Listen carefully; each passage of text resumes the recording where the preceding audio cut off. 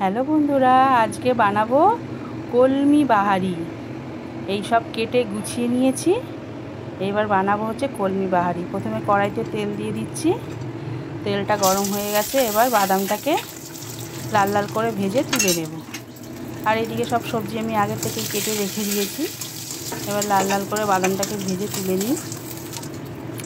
কী হয় বলো তো, বাচ্চারা না একদম সবজি খেতে চায় না, শাক পাতা খেতে চায় না। তুমি যদি একটু অন্যরকমভাবে ওদেরকে একটু রান্নাটা করে দাও, তাহলে দেখবে মুখ বন্ধ করে খেয়ে নেবে।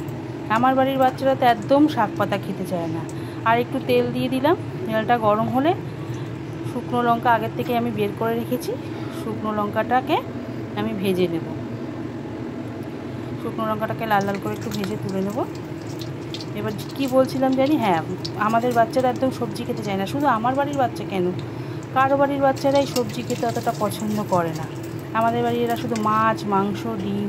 কিন্তু আমি যদি অন্যরকমভাবে সবজিটা করে দিই না, আমি মাঝে মাঝে এখানে সবজি ওখানে সবজি কুচিয়ে সবজি ভেতরে দিয়ে পুর দিয়ে নানা রকমভাবে ওদের করে দিই, যাতে ওরা সবজিটা ওদের পেটে যায়।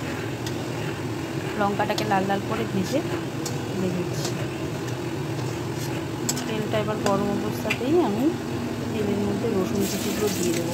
সবজিগুলো সকালে বসে বসেই সুন্দর করে সব কেটে গুছিয়ে নিয়েছিলাম, কেন এক হাতে ক্যামেরা ধরা আর এক হাতে কড়াই রসুন কুচি আর এই পেঁয়াজ কুচিটাকে লাল লাল করে ভাজা করব। কেন বলো তো, একটুখানি তোমরা একটু মানিয়ে নিও বন্ধুরা, এক হাতে রান্না করছি আর এক হাতে ফোন ধরে আছি, ওই জন্য একটু যদি সাইডও হয়ে যায় তোমরা একটুখানি বুঝে নিও, ঠিক আছে?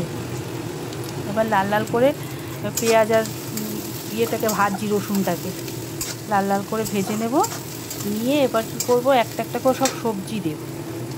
যে এটা লাল লাল হয়ে উঠবে, এবার আমি আলু ডুমো ডুমো করে কেটে রেখেছি, আলুগুলোকে আগে দিয়ে দেবো। এই আলুগুলোকে দিয়ে আলুগুলোকে লাল লাল করে ভাজা করবো। কী বলতো, এইসব রান্নাগুলো না আমি আমার সব বড় পিসির থেকে শেখা। ও যে কোথার থেকে বের করে করে নানান রকম রান্না আবিষ্কার করে আমি জানি না। আমি ওর থেকে একটু হালকা নুন ছিটিয়ে দিই, তাহলে তাড়াতাড়ি করে মজে যাবে। এই যে হালকা লাল করে করে এবার ভালো করে সব আলুটাকে ভাজতে হবে একটু লাল লাল করে।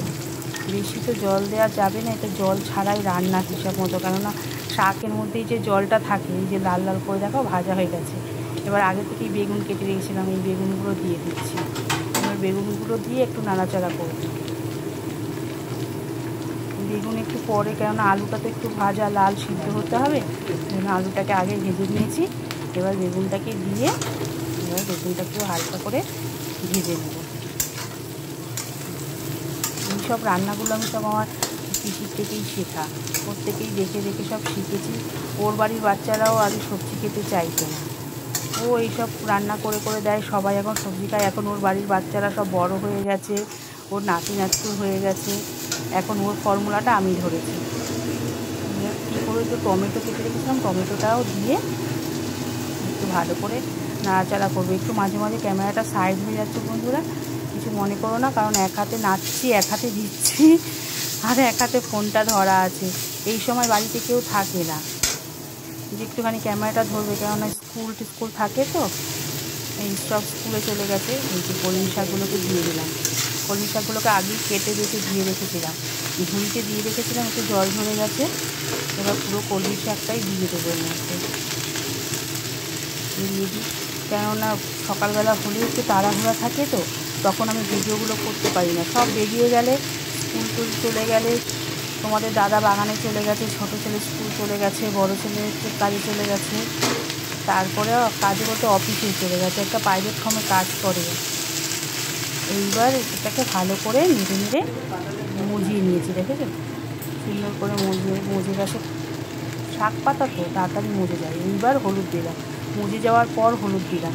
আগে একটু নুন দিয়ে ভাজা ভাজা করেছি, দেখেছো? এখন হলুদ দিলাম, একটু সামান্য মিষ্টি অনেকে পছন্দ করে না, কিন্তু এইসব শাক পাতায় একটু মিষ্টি না দিলে তো ভালো লাগে না।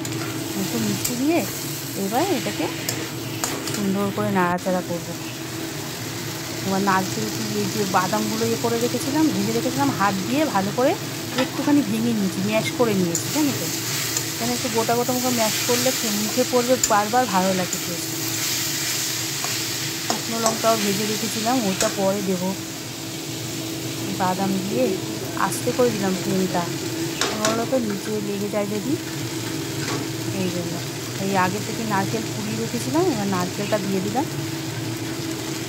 নারকেলটা দিয়ে আবার নাড়ব, সুন্দর করে হালকা হাতে হাতে নাড়তে হবে, জানো তো। ওই নাড়তে নাড়তেই তোমার সব সবজি, শাক পাতা, দুটো কাঁচা লঙ্কাও দিয়ে দিয়েছি, কেননা জানোই আমি তরকারিতে বেশি ঝাল দিই না।